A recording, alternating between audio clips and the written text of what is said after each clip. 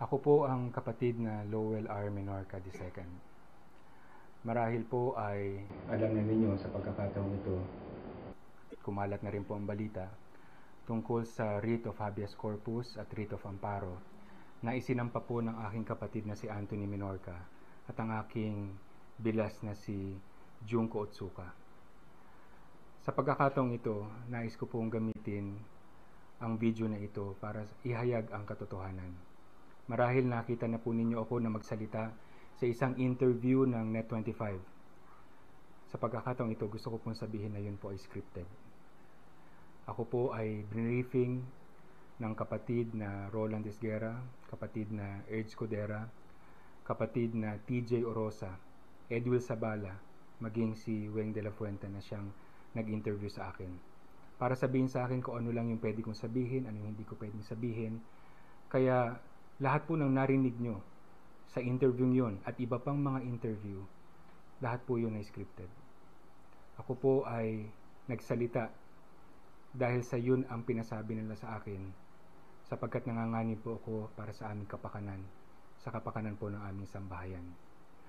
At nais ko rin pong gamitin ang pagkakataong ito na sabihin ang katotohanan tungkol sa illegal detention tungkol sa akin at sa aking buong sambahayan. Nais ko pong ipaalam sa inyo mga kapatid na mula po noong July 25 hanggang October 21, kami po ay illegally detained sa central compound ng Iglesia ni Cristo.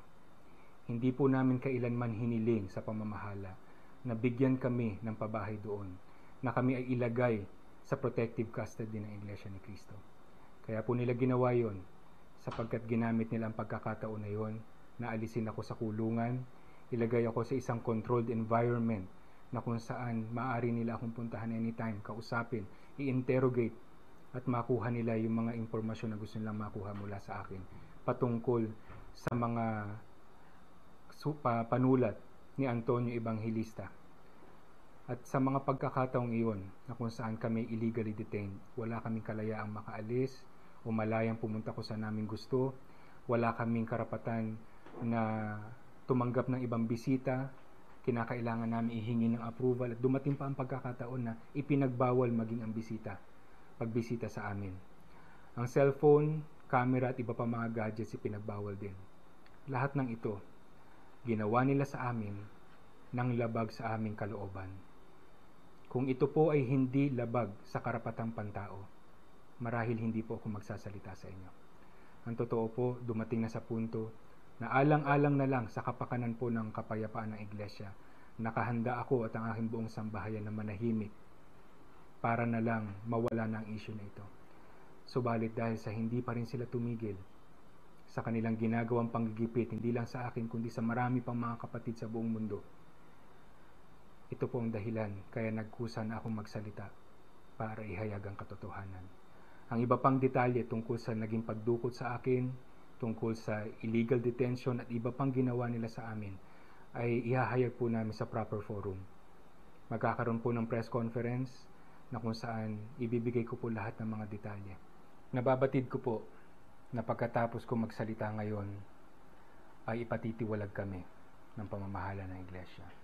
Isang bagay na napakabigat para sa amin at totoo, napakasakit sa damdamin namin. Subalit nakahanda kami na tanggapin ito alang-alang sa paninindigan sa katotohanan. Kaya namin tinitindigan ito mga kapatid, para na rin sa napakaraming mga kapatid na ginagawa nila ng ganito. Para na rin sa napakaraming mga kapatid na hindi makapagsalita at hanggang ngayon ay natatakot pa rin sa maaring gawin sa kanila, lalong-lalo na ang pagtitiwalag. Sana magkaroon ng puwang ang katotohanan sa ginagawang proseso na ito. Sana mga kapatid, lahat tayo manindigan sa totoo. Wala tayong dapat ikatakot, lalo nga kung totoo ang ating sinasabi.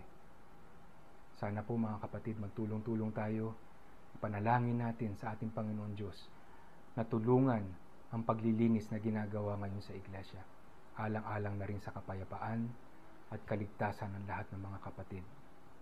Maraming salamat po.